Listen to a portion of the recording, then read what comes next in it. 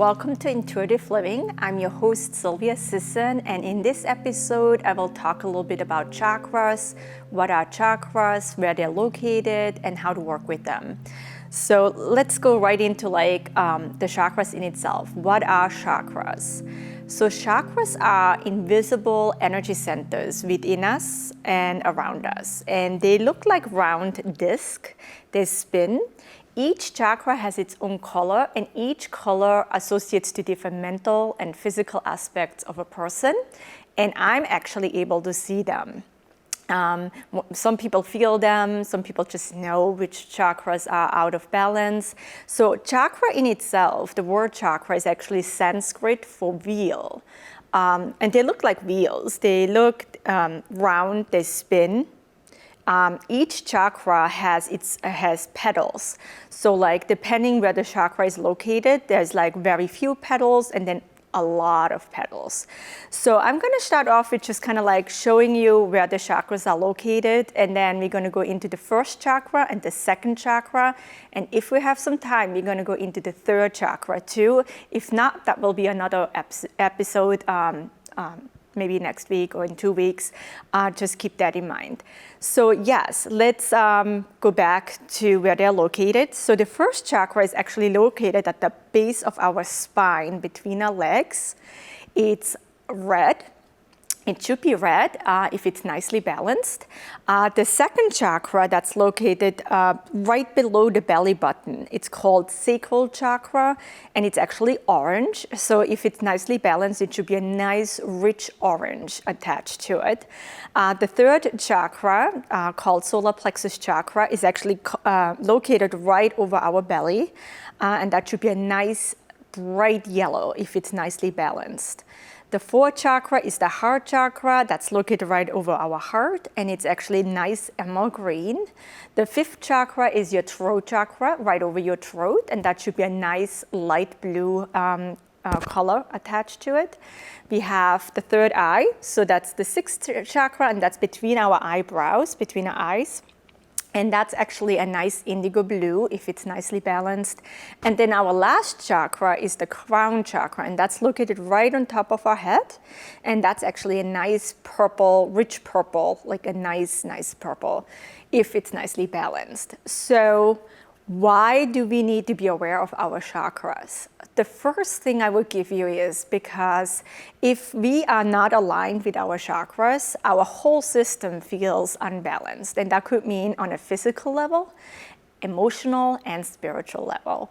So if you have, as I always explain to my clients, if your solar plexus chakra is out of balance, and that's kind of like the belly chakra, right? The nice yellow one. If that's out of balance, pretty much your whole entire well-being is out of balance. This is where everything comes together. We have lower chakras and higher chakras. It's just how they spin, how dense they are, where they're at in vibration. So if this is off, your lower ones and the higher ones will be off too. So I'm going to start off with going a little bit deeper into the first chakra. It's called the root chakra. In Sanskrit, it would be called Muladhara, and it's actually, again, located at the base of your spine, between your legs. And again, it's called root chakra. It should be in a nice red circle. It has the least petals. So as I explained before, each chakra has its own amount of petals, and because the root chakra is one of the denser kind of chakras, it has the least petals to make that fan, to make it spin, and it's like the slowest in spinning at that time. It also sometimes associated with Kundalini energy. I'm not sure if you're actually familiar with it, so I'm going to touch very briefly onto Kundalini energy. Kundalini energy is actually attached to the yoga community. Kundalini means rising in energy. So if we do certain exercises such as yoga, certain poses, that can actually invoke Kundalini energy. And you can kind of visualize a coiled serpent. It's like a snake. And it's kind of coiling around your chakras. And as we actually activate the Kundalini energy, it rises up and brings you a greater state of consciousness, or as we call it, awareness. But that's a whole different topic. I don't want to go further into the Kundalini right now, because again, that's more attached to the yoga practice and not necessarily to the chakras in itself. So I want to go into a little bit, what are the positive aspects of a red energy. So when I sit with clients, so before I go into a reading in itself, I always, that's my first thing I do, I always check their energy. Meaning I can pick up on which chakra you hold yourself the most, and that helps me to determine how I have to interact with you. I have to talk to a yellow person different than a blue person. I have to show up in a different way. Sometimes I have to be more careful how I deliver certain information, because I know a blue person can get more anxious than like a yellow person.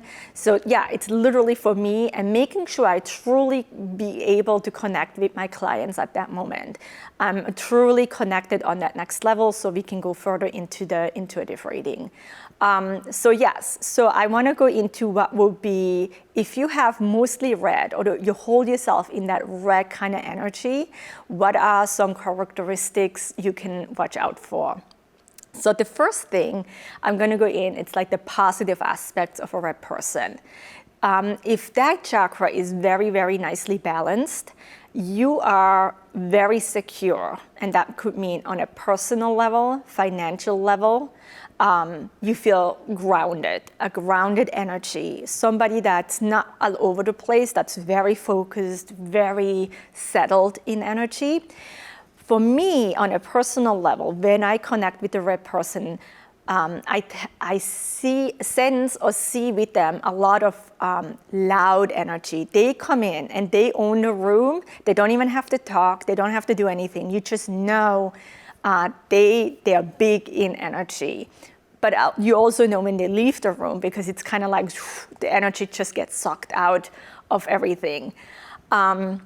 They can be very opinionated if the chakras are not balanced, or if that root chakra isn't balanced. They can be they can get easily frustrated and angry, but as fast as it can come on, it can kind of go away. So that would be some traits of the red energies. The red in itself associates with grounding, survival, and stability. So if you had a childhood that was not necessarily very stable, you might have some energy attached to your root chakra that throws off that root chakra if you don't go deeper, analyze, and do some self-study. I'm not saying all of you, but most of energies that had some childhood trauma, their root chakra tends to be a little bit off. So it comes to, I'm going to associate like some smells, incense, and elements to it. So the incense attached to the root chakra will be cedar. So if you want to balance your root chakra, you feel like you need to be more grounded, more stable, you can actually light an incense that's cedar, and it helps to kind of like ground and bring you back and balance that energy. The element attached to this root chakra is actually earth, and that would make sense. Again, earth is very grounding, and the root energy is very grounding, stable, very, very earthy kind of energy. The sense attached to the root chakra would be smell. And then there's sounds attached to chakras too. So there's many different ways of balancing your chakras. And there's guided meditation, but then you can also add sounds into the meditations to balance your chakras. And the sound attached to the root chakra will be actually LAM, L-A-M, capital L, capital A, capital M. So you're just going to hum lam, and that would actually activate that root chakra at that moment. Crystals, so healing crystals are big parts of balancing chakras, energy centers in your body. Some crystals that are really, really beneficial for your root chakra would be the jasper, especially red jasper, garnet, obsidian, black tourmaline would be a good one too. Or like hematite. Hematite is kind of like the silvery. It helps to detoxify the blood, helps with your bone. So that would be all crystals to have and work with to enhance that energy. There's many different ways. You can do so also with foods. So any kind of red foods. I love beets. Beets is a really grounded red kind of energy. Strawberries is a good way to kind of like add that grounding kind of energy into it. I also like anything was grown in earth, like such as potatoes, carrots. They're very like earth oriented kind of vegetables, and that's really a nice way of grounding yourself. So there's many different ways to kind of like balance those chakras, and they're just a tiny bit something about the root chakra and what it's associated and how to actually work deeper with that energy. I also want to make sure before I go into the second chakra, the sacral chakra, so we all have all the chakras. I remember giving guided meditations many years back. And what I do in guided meditation, especially group meditations, I give out the chakras first, just for them, for my clients in itself, to be aware where they hold themselves at that moment. No judgment if you come in with black energy or like just not really balanced energy. And it helps I feel it helps my clients to really be aware where they're at and then work truly during the guided meditations on themselves. Guided meditation is not about outside, it's about inside, how we feel and working on ourselves, self-study. So I remember this incident. I gave out the aura, and there were some yellows, we had a red energy and a purple. And the red was getting a little bit upset because she wasn't purple.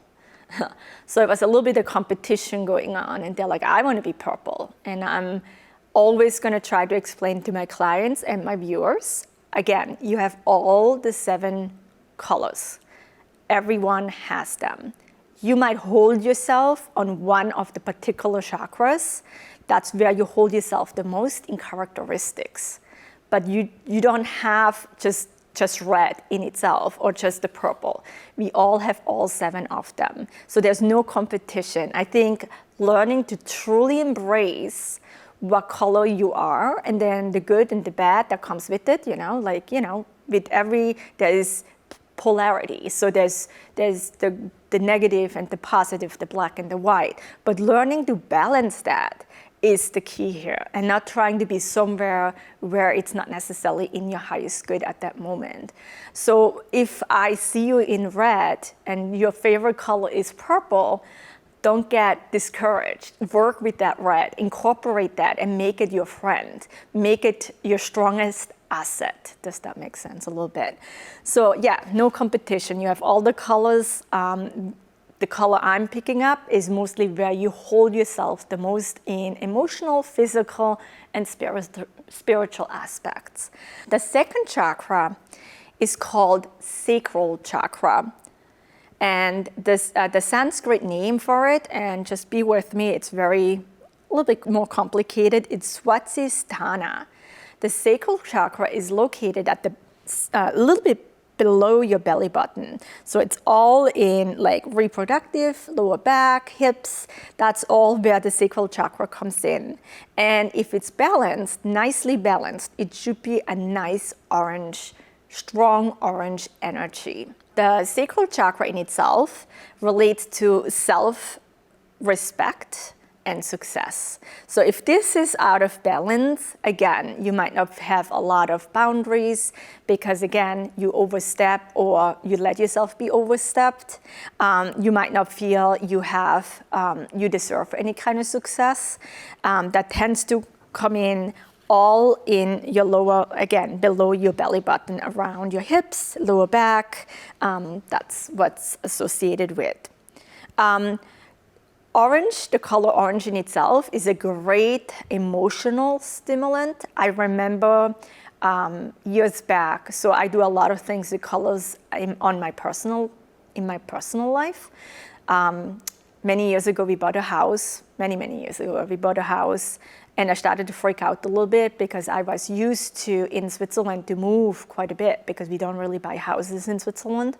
So we are in apartments. So when you feel like, okay, we're just gonna, it's outsurfed, I'm gonna move to another place, new energy, and it's kind of like always that change and challenge to kind of like growth and move forward.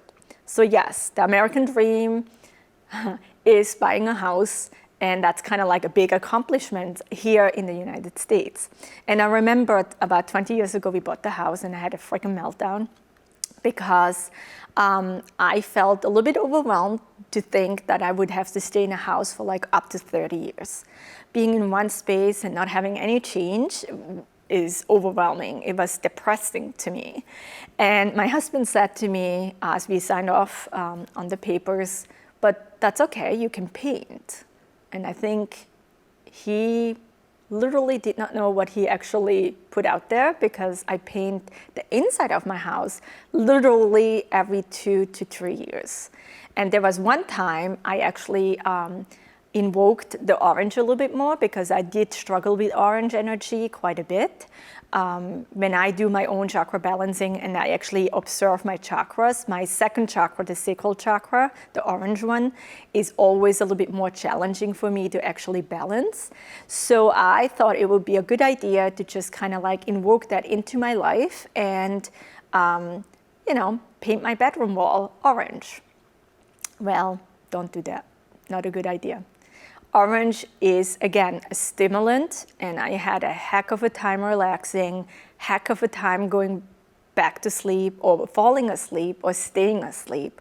And literally within a week, I had to change it, and I went more into a blue. Blue is calming, it's tranquil, it's warmer, it's not as uplifting. It's, again, cooling, calming in energy. But yeah, so I do a lot of things within my personal life where I actually on purpose invoke certain colors to help me balance my own colors, my own chakras, or just for the overall well-being of my family. Some positive aspects of a sacral chakra person or like an orange person would be they're very good in leading. They're leaders, they're not followers. They're definitely good to be in charge. They're sociable, they're creative and joyous. They can be very independent if it's nicely balanced. The negative aspects of an orange energy would be they can be withdrawn, they can be destructive, manipulation, or manipulating, very much so if it's not balanced. To go into like the incense, what would be good to balance that chakra via like incense in itself, it's gardenia. Funny thing is, like many years back, I got certified as an aromatherapist, and my instructor, we had a project we had to do and blend some room spray, and my instructor actually assigned me with the essential oil gardenia, and I had a heck of a time working with it because the smell was just not something I would actually choose, but would totally make sense in the holistic aspect, because the things we don't like, smells, scents, anything we kind of feel like, nope, we push away, that's actually what we need in our lives. That's something we need to actually look at. And as I mentioned before, I struggled with my sacral chakra to balance that, to be more in that space and be positive about it. And that would make total sense why I had such an issue with that kind of essential oil. The element attached to is water.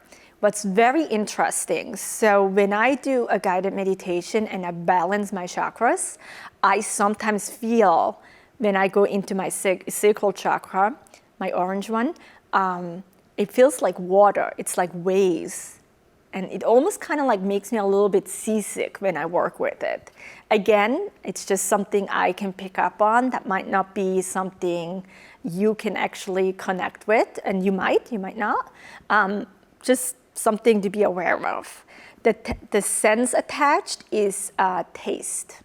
And then the sound attached is wham, V as in Victor, A-M. Crystals attached, healing crystals, if you want to balance that chakra, would be carnelian, coral, gold, amber, anything that's orange, yellowish, that would be a good color to kind of like enhance that chakra, the sacral chakra. Foods, again, work with like orange, anything that has orange in it, sweet potatoes, oranges in itself, it's a really good way of kind of like enhancing that energy. And also kind of just being aware of like, it's okay to not always have that chakra or any chakras always balanced, but know and be aware of when it's out of balance, and then try working with that in your ways, what feels comfortable to you, to kind of adjust and balance them. Because again, everything hangs together. You have the mental, the physical, and the spiritual. And if you have a long time, or if you stay a long time in one chakra unbalanced, it can go into health issues. Like I see a lot of people, they don't balance the solar plexus chakra, the third one, the yellow one, the belly one, and they can have actually severe acid reflux or any kind of ulcers or any kind of like issues, inflammation in the belly area. But again, that's if you stay a long time in that unbalanced energy. Going up to your third chakra, so touching base on the third chakra, and that's called Solar Plexus Chakra. So that's the belly. It's all around the belly, and it's called in Sanskrit Manipura. Again, that's where the center, where everything comes together. This chakra has more petals than the root chakra and the sacral chakra, and it has to do or associates with self-worth, power, vitality. It has to do how we feel about ourselves and how others actually perceive us. It's the area of personality, ego, and intellect. And again, if this is out of balance, again, everything else is out of balance. Some really positive aspects, if you have a really nicely balanced solar plexus chakra, would be they have a lot of confidence. They're not cocky, but they just know when they need to show up and feel comfortable in their own skin, in their own being. They are alert, optimistic, they have good humor, they're not pessimistic. Some negative aspects of an unbalanced solar plexus chakra will be they could be manipulative, depressed, any kind of addictions, pessimistic, low self-esteem, lots of fears, or overly want to be in control over themselves, but also other people. I see a lot of people that have an unbalanced solar plexus chakra, and they tend to be emotionally not available. Like they have a really hard time showing vulnerability and showing up at any moment. So that would be the Manipura solar plexus chakra. Incense attached to the Manipura solar plexus chakra, a good one would be cinnamon and carnation. So cinnamon is kind of interesting. Again, I struggled sometimes, way back, with my solar plexus chakra. And cinnamon in itself, the smell of it, the real cinnamon, not the supermarket cinnamon when you walk into Shaw's and it smells like a little bit, fake. The real cinnamon is actually very warming, but makes sense because, again, the solar plexus chakra tends to not feel connected at times. They don't want to go within themselves. They don't want to do this self-study at times. So that would make sense why cinnamon on our aromatherapy area or aromatherapy standpoint, but also on an energy standpoint, why this would be actually a really good smell or incense to work with for your solar plexus chakra. The element would be fire. And this makes sense too. I meet a lot of yellow people and they tend to be very fiery. They're very hot-headed, as I say, sometimes aggressive if it's not balanced. But yes, the element would be fire. The sense would be sight, your eyes. The sound attached would be Ram, R as in Richard, A, M. And then crystals attached would be citrine, golden beryl. They're really good energies or really good crystals to work with. So yes, citrine and golden beryl will be really good crystals to work with. Going back to foods, any kind of like yellow foods, I love bananas. It's definitely a staple of my foods every day. And it does help me, not just because I'm running a lot, but also like just kind of making sure I stay in balance again with my solar plexus chakra. Every morning I have some lemon water.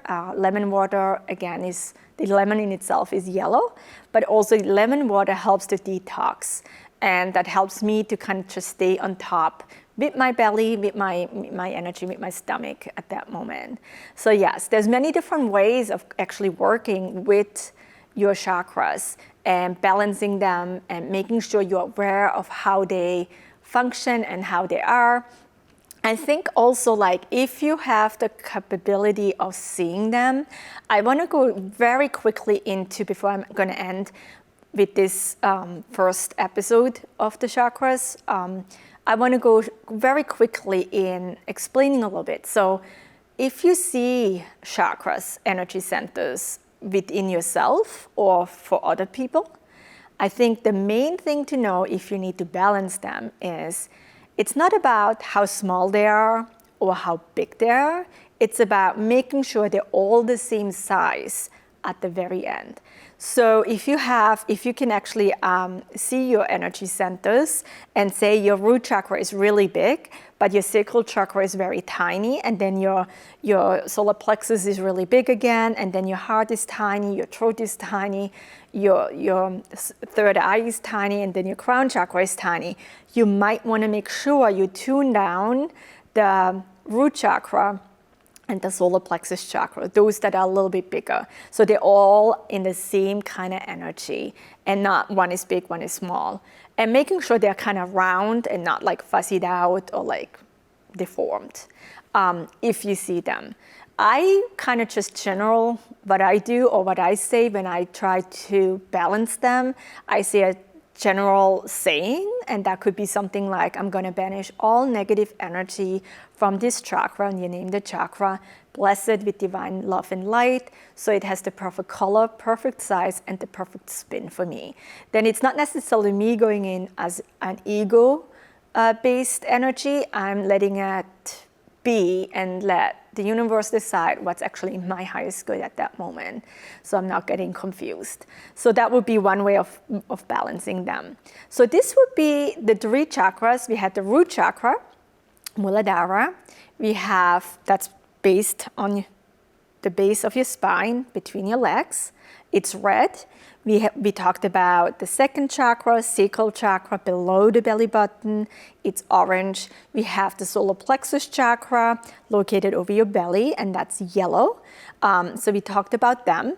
In a future episode, I will actually touch base on probably the heart and the throat chakra, and then another episode I will do about the third eye and then the crown chakra. So yeah, the basic information.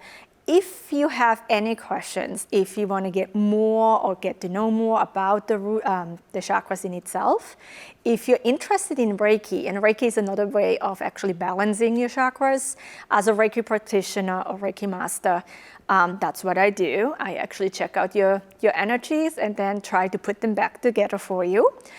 If you're interested in those services, feel free to visit my website at silviasisson.com. Connect with me via email or via Instagram and Facebook. And if you have anything else, any suggestions or ideas, feel free to connect with me. Thank you for watching. Until next time.